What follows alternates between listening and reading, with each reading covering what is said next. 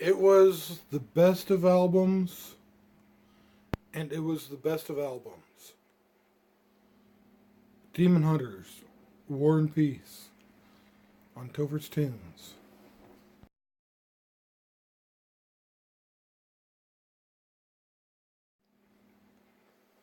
So, I'm going to try to separate the two albums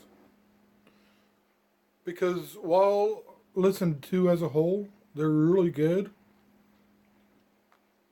There are two albums, and each has their own individual styles, and I'll get into that a little, but I was wrestling on how to capture each album's individual flavor and style, and I really wanted to do this in one review because I'm gonna have other stuff I'd like to cover the next 3 weeks, and so I got a little bit of help on these albums. So yeah, I think both of them are really good, and I'll tell you a little bit more about them here in just a moment.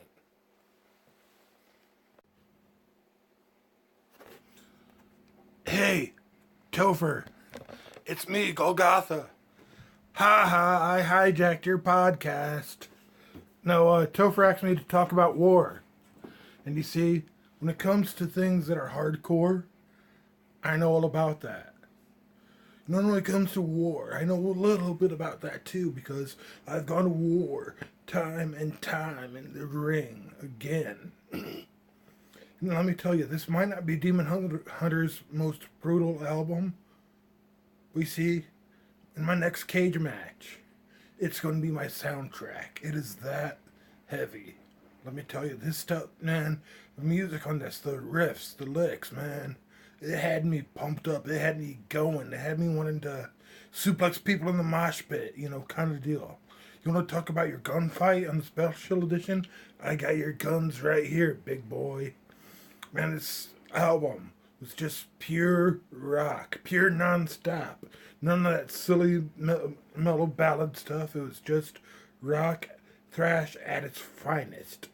It is probably one of the best Demon Hunter albums if you're a fan of them. And if you're a fan of Demon Hunter, I'll tell you, you need to get this album.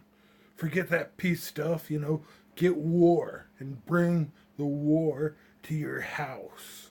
And that is the hardcore truth.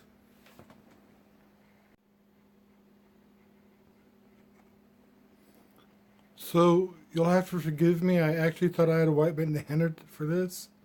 I can't seem to find it at the moment, but the Peace album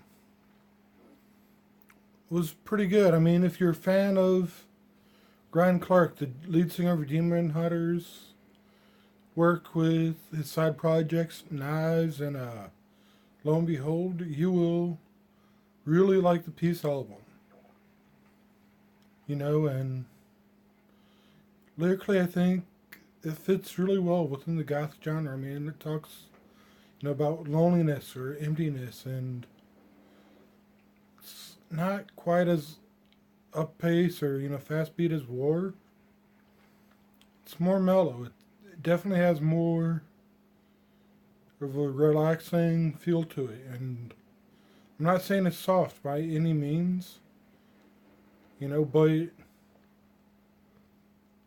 like I said, it's a bit more of a has a bit more of a slow, mellow, almost gothy sound to it. So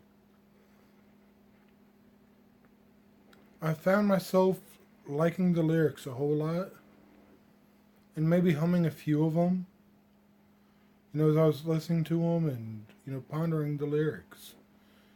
When he's talking about time only takes. Yeah, I get that. So I'm gonna say this album is probably a high 9, high to mid 9 on it. But yeah, really good, really mellow, really the kind of stuff that'll make you pause and think for a moment and chew on what he just sung. So I hope you guys don't mind me, separating this into two distinct reviews, but the dichotomy was that intriguing to me that I felt like I had to do something to market, and like to, add that little exclamation point to, how different these albums were. So overall, what would I give them? As a whole, probably a 9 to 9.5. I've been a Demon Hunter fan for a while since their first album came out, and just wasn't as heavy.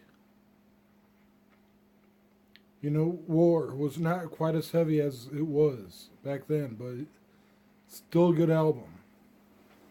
Anyway, I hope you guys like this. I tried to do something a little different tonight. I'll talk to you guys later. Peace.